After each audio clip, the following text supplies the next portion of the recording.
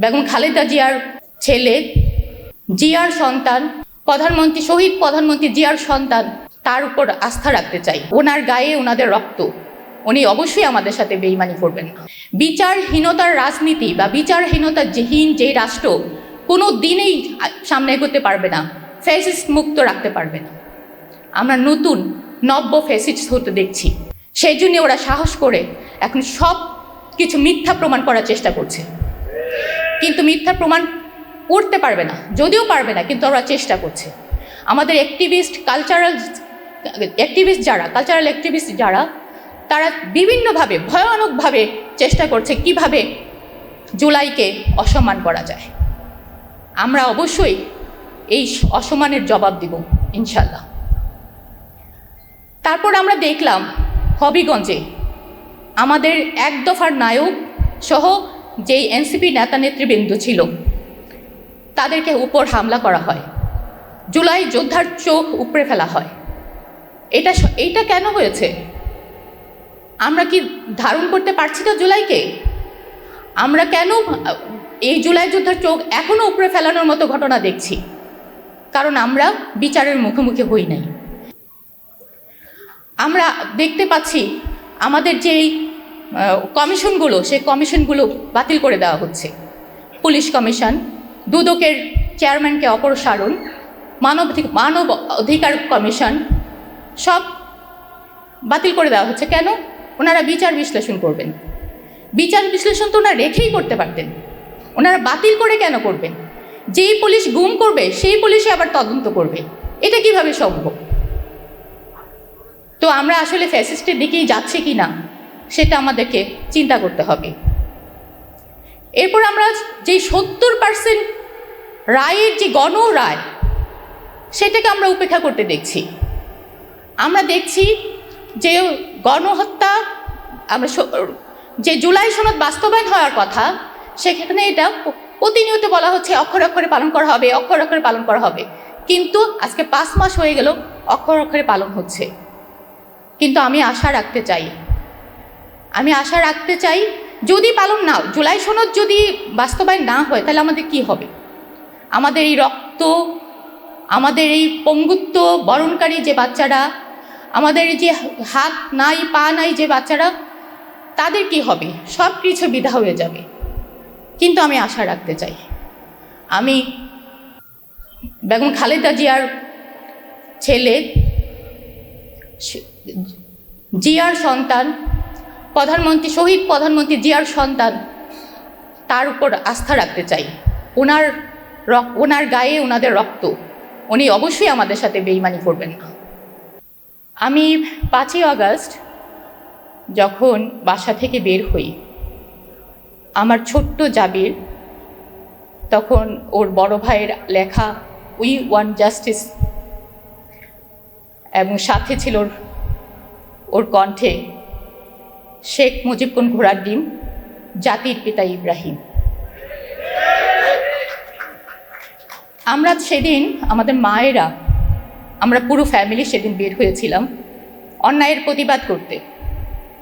কারণ আমরা দেখছিলাম যে আমাদের ছোট ছোট সন্তানগুলোকে ওরা পাখির মতো মেরে ফেলছে।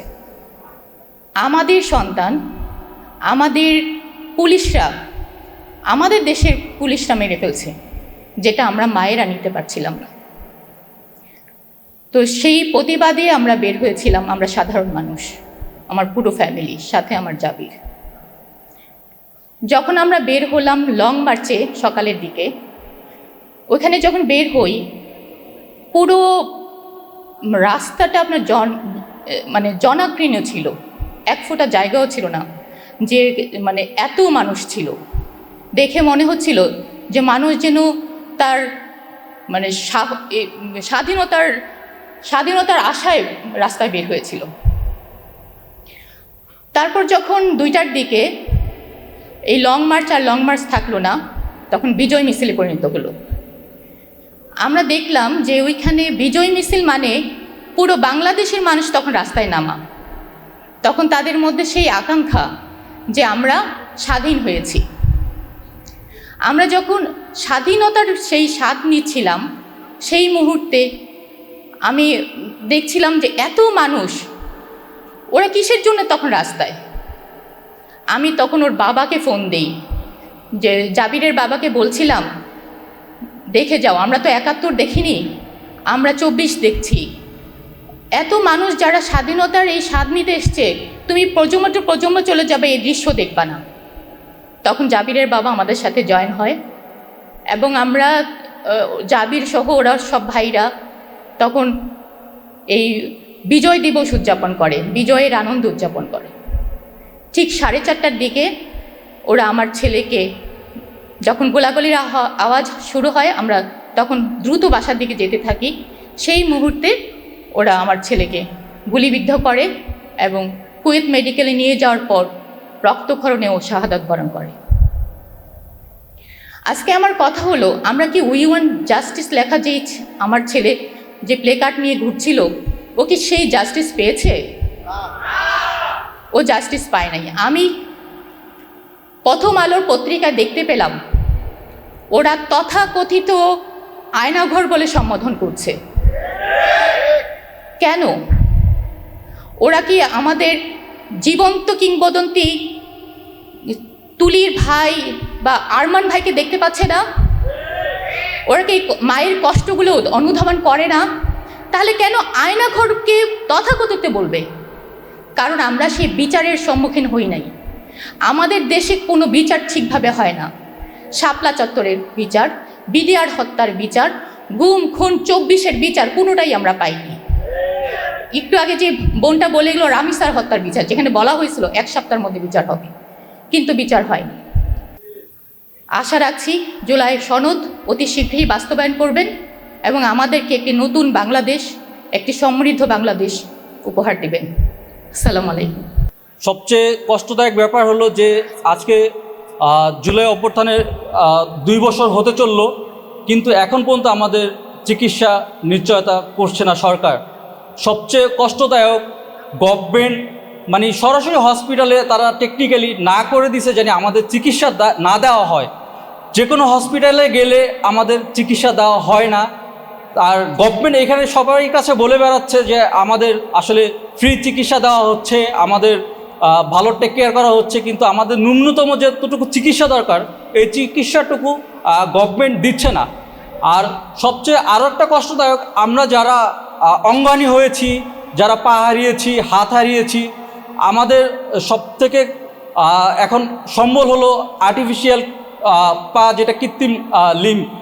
কিন্তু 2টা বছর হতে চললো, গভর্নমেন্ট থেকে একটা মানুষের হাঁটার নিশ্চয়তা করে নাই।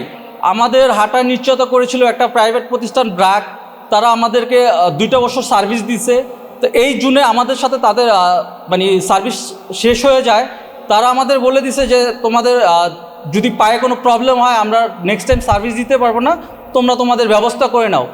তো আমাদের এই মানে এখনকার যে প্রতিমন্ত্রী আছে ইশাক ভাই, তার সাথে কথা বলছি, তো সে বলছে যে আমাদের হাঁটার নিশ্চয়তা করবে, কিন্তু এখন পর্যন্ত কোনো একটা কাজ তারা বাস্তবায়ন করে নাই। এখন আমাদের মানে প্রতিনিয়ত টেনশনে থাকতে হয়, যদি আমার পাটা নষ্ট হয়ে যায় আমি কিভাবে বাসা থেকে বের হব, কিভাবে হাঁটবো। একটা প্রাইভেট প্রতিষ্ঠান যদি আমার হাঁটার নিশ্চয়তা করতে পারে, এই রাষ্ট্র কেন পারবে না?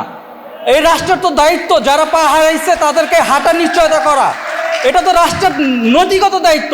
আমরা তো রাষ্ট্রের কাছে ভিক্ষা চাচ্ছি না, আমরা রাষ্ট্রের কাছে আমাদের যতটুকু পাওনা এতটুকু চাচ্ছি।